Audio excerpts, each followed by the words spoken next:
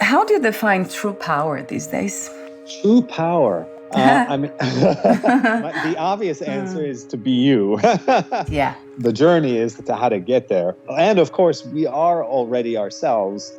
And we just have these layers of conditioned beliefs and inherited low frequencies that we just need to work through to get to that core of who we already are. So it's not becoming somebody we're not. It's not taking classes to leave an old self behind so much as it is to release the stuck feelings that are in the way of realizing who we truly are. So in that self-realization, the power, and it's a beautiful open-ended question, by the way, because what is power? But so I would probably define power as the ability to participate in the flow of things coming and going, right? Life showing up as it is.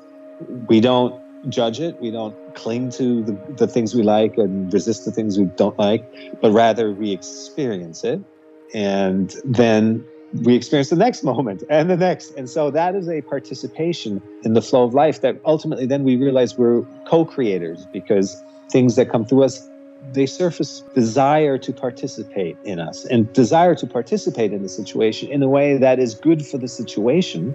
But we realize that it's also good for us. It's our purpose. We're co-creating. And so this, I write somewhere in the book, is what's good for the situation, or stepping into your power, your true self, is a shift from thinking what's good for you to shifting to what's good for the situation, because what's good for the situation is also good for us. Right. We are the situation, right? So because everything's connected, right? So yes. True. I can see that. Yes.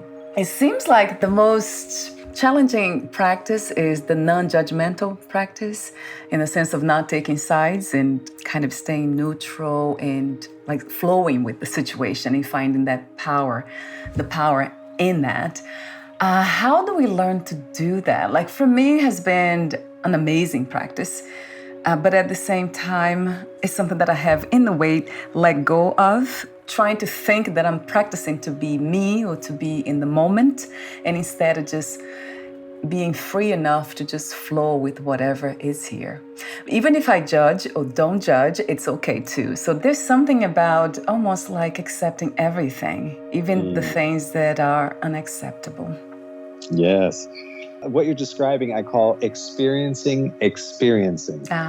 Right. So we're aware of the experiencing, which is, someone asked me recently of, they're a meditator and they get into the state of peace and calm and bliss and whatnot. And then life happens, or they come out of it and go back to work and they lose that feeling. And the question was, how do I maintain that? And so that is a stage. It's great to achieve, a state of calm and be able to have the tools to come out of reactivity, and then be able to handle a situation level, with a level head. But it's only a stage. The next level up really is to allow all sensations, all experiences, all feelings to be what they are. That's a type of peace and calm that is far greater than one that we almost is an outcome, right? We then we sit down to meditate just to seek that outcome of calm. Well, the allowing everything to come and go, everything pass, it's above everything. It encompasses your entire experience of life, and it's allowing life to flow. As you, right, Chris? Yes, yeah. yes. Not just in you, but as you. Yeah, I trust that. There's something about trust that comes into play. The trust is the natural state. And the distrust is the kind of the mental, the separate, when we feel ourselves as separate from life, from nature, from the flow. The more time we spend nurturing equanimity, and to your question earlier, there's two parts to this. One is to become aware, but then in practice, to apply that awareness. And applying that awareness does take, it took me years and years and years to a very dedicated practice to slowly, gradually come out of the reactivity that I was in before. And I think that we're all in that, conditioned by the world around us to react constantly. Everything is evoking judgment from us, right or wrong, disagree, agree, believe in this, don't believe in this, and I'm for this, I'm against that. We're raised with this noise of eliciting a response from us.